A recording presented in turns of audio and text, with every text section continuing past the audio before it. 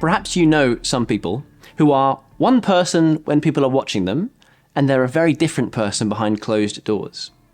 Well, Joash, the king in this chapter, is apparently exactly that kind of a man. Remember, Joash was rescued as a baby and hidden in the temple.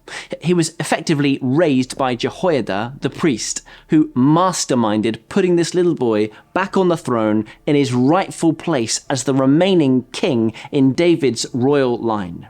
And we read in verse 2 that Joash did what was right in the eyes of the Lord, which sounds great, doesn't it? Until you carry on reading and find that the Bible is being very specific. He did what was right in the eyes of the Lord all the years of Jehoiada, the priest. But we are about to find out that when Jehoiada, the priest, passed away and went to glory, well, Joash, free from the restraints of that relationship, turned into an incredibly nasty piece of work. So the chapter opens with Joash deciding to restore the temple of the Lord.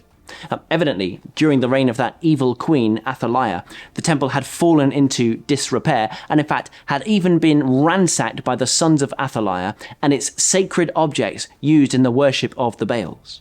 So the king institutes a new tax for the upkeep of the temple, and perhaps surprisingly, the people are not grumbling and complaining, but they are glad to give. Verse 10, all the officials and all the people brought their contributions gladly, dropping them into the chest until it was full. At which point they hire workers to repair the temple. So far, so good from the king. Jehoiada himself, he is seen as being a man of such honor and integrity, held in such high esteem, that we read, when he died at the age of 130, there's clearly some supernatural sustaining going on there. No doubt God extended his life to allow him to be around to rescue the king and restore the line of David. Well, still, eventually, he dies, but he, though not a king, he was buried with the kings in the city of David because of the good he had done in Israel for God and his temple. You could not get a higher honor than that. Well, here is where we see whether or not Joash is able to stand on his own 2 feet. After the death of Jehoiada, the officials of Judah came and paid homage to the king, and he listened to them. That might sound innocent enough, but in actual fact, what that means is the way they honor him is going to his head. He's getting delusions of grandeur and growing cold towards God. The direct result is verse 18. They abandoned the temple of the Lord, the God of their ancestors, and worshipped Asherah poles and idols. It's heartbreaking, isn't it? So exhausting to read. After so much good has been done in Judah, it is now being undone by the same man who for so long appeared to be a man of faith. The Lord sent prophets to the people to bring them back to him, and though they testified against them, they would not listen. Both the king and the people have grown cold towards the things of God. Do you remember how once they so eagerly, generously, gladly gave in the hope of seeing the glory of the Lord returned to Judah? Well, now, after such a short space of time, they will not listen to God and their hearts are far from him. Zechariah, then, a particular prophet, son of Jehoiada, the priest, confronts the people. Do you remember how highly they honored Jehoiada?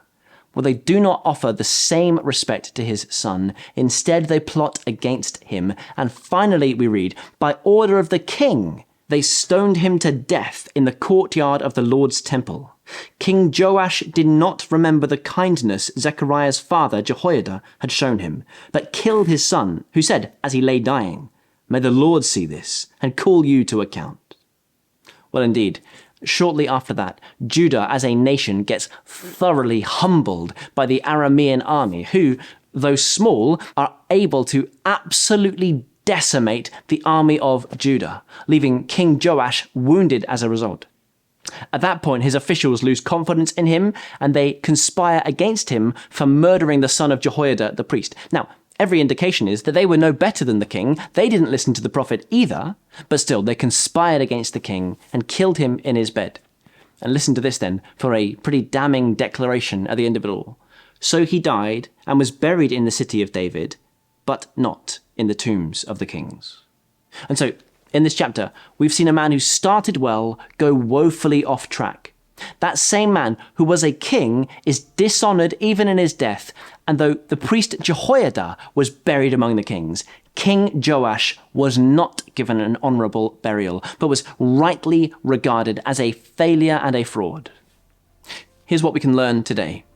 When the priest was present, Joash was perfectly respectable, and when the priest was absent, Joash was not respectable, he was wretched and rebellious, which is almost certainly evidence that the cause of his obedience in the first place had nothing to do with love for the living God.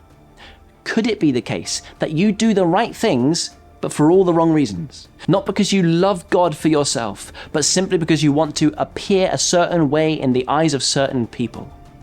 This will be a good time to search your heart and ask the Lord to help you to love Him for His sake, that your obedience would spring forth as a glad response to what you see that God has done for you.